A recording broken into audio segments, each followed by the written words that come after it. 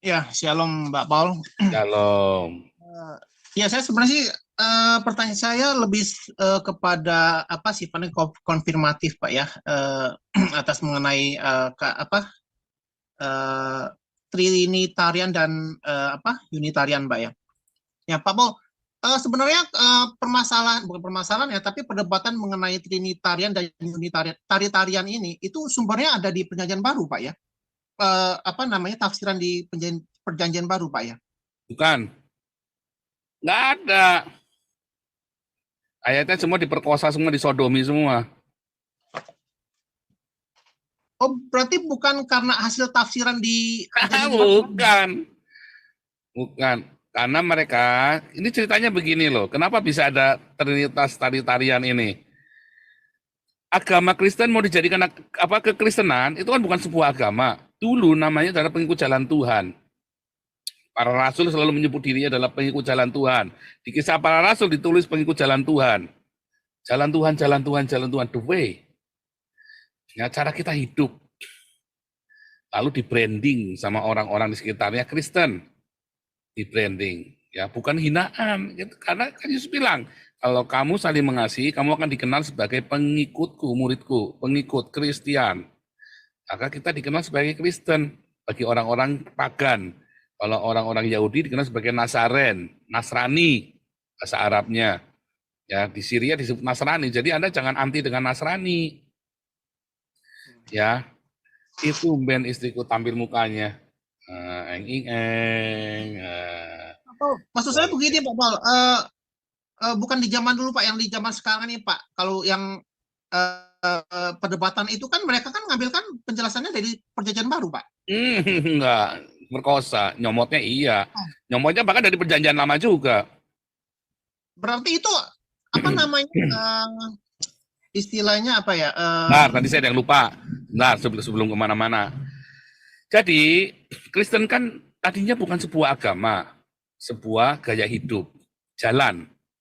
Kemudian makin membesar, lalu si Konstantin dia perang nih sama saudaranya, perang saudara kan, mau kalah dia.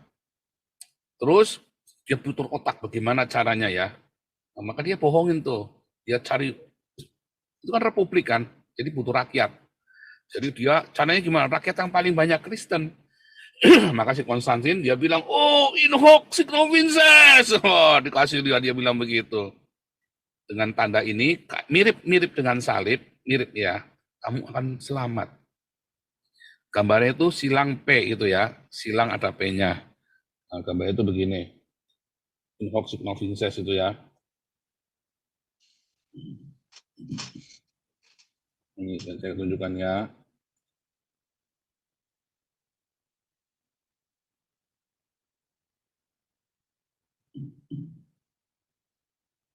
Gambarnya begini.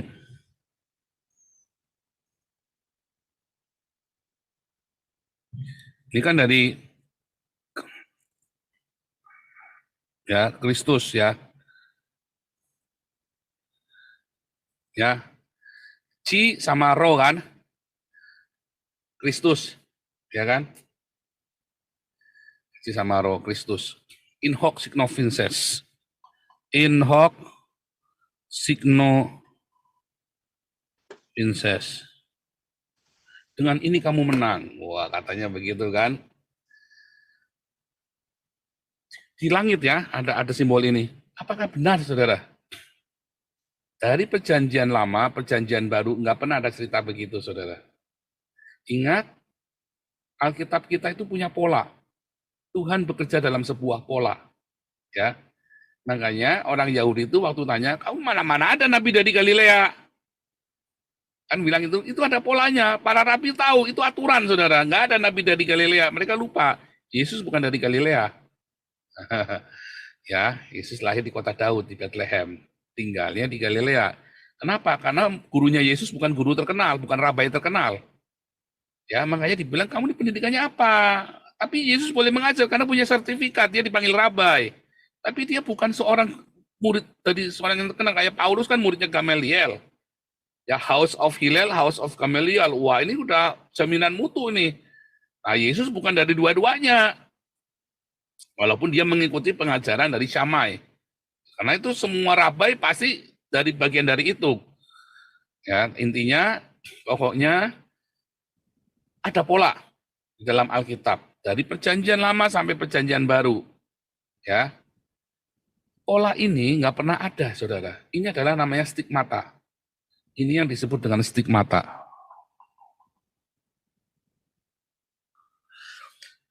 Alkitab tidak mengenal stigmata, saudara. Ya, ketika Paulus melihat Yesus, ya Yesus datang pada dia. Ketika Yohanes, ya Yesus datang pada Yohanes di Patmos. Bukan stigmata, kayong-kayongan, enggak gitu. Kalau Anda melihat ya, ada gambar di awan serupa malaikat, serupa Yesus, serupa apa, itu semua hoax semua, itu ngawur-ngawuran semua. Air matanya Maria segala macam, itu semua hoax semua. Itu yang sebenarnya stigmata. Imanmu jangan berdasarkan itu, nanti rapuh, saudara. Nah, jangan berdasarkan itu imanmu, nanti rapuh, nanti Anda kecewa. Imanmu itu harus yang benar, berdasarkan dengan yang tertulis di Alkitab. Iman kita itu harus itu, ya. Nah, kemudian ini kan perang ya, si Kaisar Konstantin.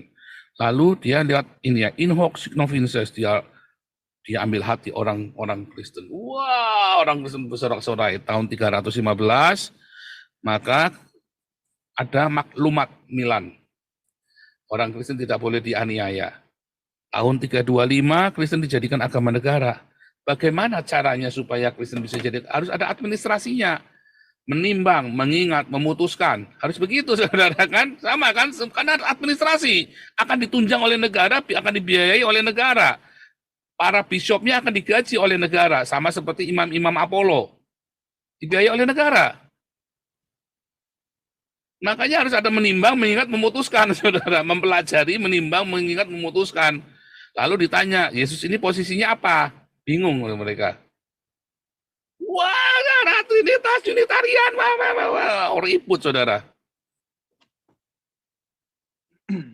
Nah, disitulah kemudian mereka, karena mereka kan harus nyocok-nyocokin dengan pagan, saudara. Kalau mereka cocokin sama orang Yahudi, oh Kaisar marah, saudara. Kaisar benci banget sama orang Yahudi. Jadi mereka cocokin sama pagan. Ya kan? Diadministrasikan, oke, diputuskan. Yang mana nih? Aku percaya, dan rumusannya aku percaya, nggak ada kata Trinitas. Di situ masih belum ada Trinitas. Rumusan pengakuan iman rasuli, aku percaya gereja yang kudus dan am. Kata am itu sebenarnya apa, saudara? Dari kata Katolik, saudara, aslinya. Aku percaya gereja yang kudus, yaitu gereja Katolik. Itu yang benar, saudara. Karena kata Katolik itu artinya katholos, am. Ya, bahasa modernnya sekarang am, dirubah sama orang Kristen jadi am, orang Protestan ya. Aslinya itu gereja Katolik. Aku percaya gereja yang kudus, yaitu gereja Katolik. Katholos, gereja yang universal. Yang am itu sama.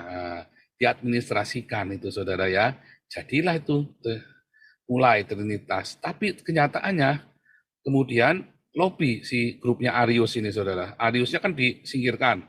Tapi pengikutnya ini pinter semua. Nah, dekat sama Konstantin, dia naik, saudara. Langsung Athanasiusnya yang paling vokal ini singkirkan. Mereka semua kemudian sambil dalam prosesnya itu mereka nggak debat ayat, saudara. Mereka mencoba menganalogikan. Lalu debat ayat itu baru muncul, pengikut-pengikut di bawahnya. Mereka saling kasih ayat masing-masing. Athanasius sendiri sama ini, apa yang didebatkan oleh para orang Trinitas, Yohanes dan seterusnya ini, mereka tidak akan kutip-kutip ayat, saudara. Nggak ada. Baru para pengikutnya ini kemudian rebutan cari-cari ayat, jadi dia itu tadi diperkosa, disodomi supaya cocok.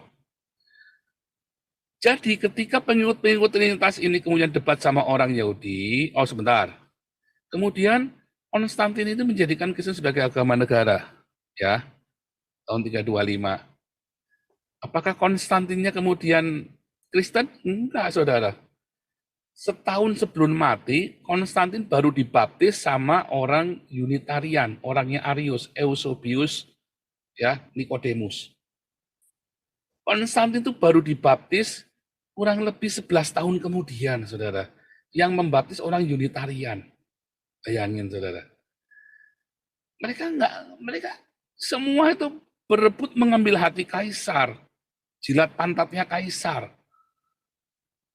Kemudian grupnya Trinitas lobby sama anaknya. Masalahnya apakah benar kaisar itu dibaptis? Jangan-jangan politis juga, kan kita nggak tahu, nggak ada saksinya. Cuman dicatat sama si Eusebius Nicodemus ini, bahwa kaisar dibaptis. Ya kan? Oke lah, kita percaya itulah, kan nggak ada bukti. Kita juga nggak penting-penting amat lah. Mau dibaptis, mau enggak. Nyatanya pokoknya kalau dibaptis pun yang membaptis Unitarian. Nah, lalu dibawanya baru tuh grupnya Athanasius, lobby sama anaknya kaisar. Itu di lobby semua, jadilah Trinitas, dikukuhkan lagi Trinitas, grupnya Arian disingkirkan. Dua-duanya tidak pakai ayat-ayat Alkitab. Nggak ada. Ya, dua-duanya semua yang diargumentasinya itu adalah argumentasi logis dengan membandingkan dengan dewa pagan-pagan Yunani. Makanya semua ritual-ritual di dalam gereja mulai sejak saat itu sampai dengan hari ini beberapa 90% gereja menggunakan ritual pagan yang ada di Roma saat itu. Adaptasi dari situ. Ya, untuk memenangkan hati orang Roma supaya orang Roma mau memeluk Kristen semuanya. Kan salah ini kan? Dosa nggak? Ya enggak, itu kan kontekstual. Tetapi sebenarnya kemudian orang Yahudi disingkirkan. Ya, tahun 306, kemarin saya bilang tahun berapa saya lupa lagi tanggalnya. Akhirnya orang Yahudi disingkirkan. Semua kalender Yahudi oleh Paus Julius yang pertama disingkirkan. Tahun 335 kalau nggak salah ya, 335 ya. Dirayakan Natal pertama 25 Desember. Semua kalender Yahudi disingkirkan, saudara. Itu masalahnya. Apakah itu dari Alkitab? Nggak ada. 25 Desember. Ya, 24 Kislev. Tapi itu bukan 25 Desember, beda. Apakah benar Yesus lahir 24 Kislev? Enggak, Yesus lahir tanggal 15 di Siri. Ya, sudah bolak-balik saya jelaskan dari dulu ya. Jadi nggak ada ayat-ayat di Perjanjian Baru, yang ada itu oleh pengikut-pengikutnya yang kemudian berdebat Trinitas, dia ngambil dari Perjanjian Lama justru, dan Perjanjian Baru di mix, dioplos, nggak karu-karuan, orang Yahudinya tertawa terbahak-bahak. Kamu ini baca, yang kamu baca sama yang kamu jelaskan, kayak Sofiatul tadi, yang dia baca sama yang dia jelaskan bisa beda, nggak nyambung. Gitu ya, Heidi Fang. Lanjut. Ya, Pak. Nggak maksud, ya, itu sejarahnya, Pak ya. Cuma sejarah itu kan sekarang terbawa sampai sekarang, Pak ya. Dan para perdebatan itu kan mereka mencoba menjelaskan Trinitas dan Unitarian itu kan lebih banyak sumbernya dari Perjanjian Baru, begitu maksud saya, Pak. Enggak, mereka pakai Perjanjian Lama juga. Yang lama juga ya. Oh, oke. Oke, Pak. Pertanyaan kedua begini, Pak. Sebenarnya perdebatan mengenai Trinitas atau Unitarian itu kan Sebentar, mereka pakai ayat favoritnya mereka apa? Ayat favorit mereka? Kejadian 1 ayat 26. Mari kita Elohim berkata, mari kita menciptakan manusia. Ya, nah, maka mereka menggunakan, orang Trinitas suka sekali tuh menggunakan itu tuh. Dan Kejadian 1 ayat 1 tuh ada, ya, pada mulanya adalah firman tuh, firman. Nah, ayat 2 tuh ada roh. Wah, mereka begitu kan. Ada roh, ada firman tuh, ada 2 tuh, udah ya, oknumnya tuh udah. Trinitas selalu menggunakan ayat itu. Yohanes juga membalas lagi dengan ayat yang sama. Oh, Elohim itu, marilah kita ini siapa? Katanya Yohanes. Yohanes bilang, oh, kita ini malaikat. Apa?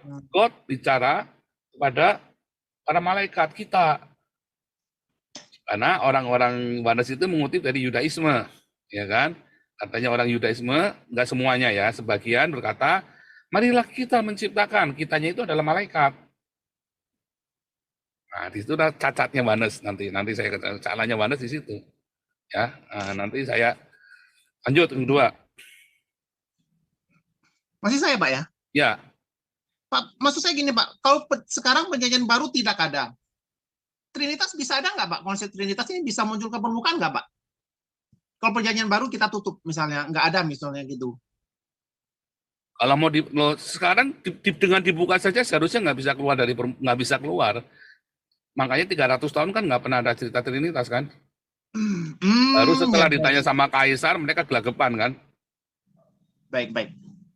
Terus begini Pak, sebenarnya Trinitas muncul gara-gara ditanya sama kaisar.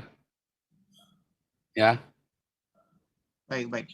Pak, mengenai Trinitas dan Unitarian dan tarian-tarian yang saya sebut ya, itu kan lebih disebabkan mengenai definisi mengenai Allah, Tuhan dan Roh Kudus yang mungkin belum sepakat bagi mereka yang berdebat ini. Bukan begitu Pak Paul? sebenarnya bermula dari apakah Yesus adalah Allah? Bermula begitu ya.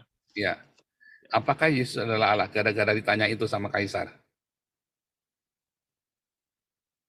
Itu sejarahnya di tahun 300-an seperti itu Pak ya? Ya kan harus diadministrasikan kan?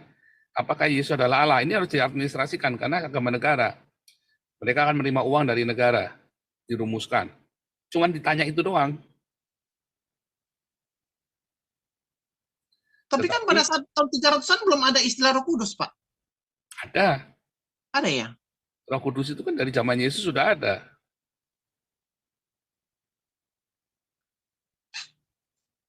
Dari zaman Yesus. Kan Yesus menjanjikan Roh Kudus kan? Di dalam perjanjian baru kan ditulis dengan jelas. Baptislah mereka di dalam nama Bapa, Anak, dan Roh Kudus. Oh iya, betul. Saya yang salah gitu. Iya, saya tahu arahnya kemana, tapi bukan seperti pemikiranmu. Oke. Sebenarnya pemikiran Trinitas, Oneness Unitarian, dimulai dari pertanyaan, apakah Yesus adalah Allah? Ya. Oh iya, betul. Pertanyaan yang sebetulnya tidak penting. Apakah Yesus adalah Allah? Apakah penting? Pertanyaan itu nggak penting sama sekali. Bukan saya nggak bisa jawab. Buat saya, Yesus adalah Allah. Buat saya. Oh, Yesus adalah Sang Yehova sendiri. Buat saya. Ya, dengan penjelasan. Tetapi, apakah itu penting? Tidak. Yang paling penting adalah Yesus adalah Kurios. Yesus adalah Adonai. Yesus adalah penyelamat kita, juru selamat kita, Mesias. Itu yang paling penting. Ya. Ya, baik. Bukan Yesus adalah Allah. Yesus, pengakuan Yesus sebagai Allah itu nggak penting. Karena nanti di akhir zaman, setelah selesai semua, Yesus yang akan mengakui diri, akan mengangkat kita menjadi umatnya dan dia menjadi Allah kita. Kalau kita layak. Kalau sekarang, jangan ngarep. Nggak penting. Ya. Baik, Pak Paul. Cukup, Pak Paul? Ya. Terima kasih, Pak Paul. Linda.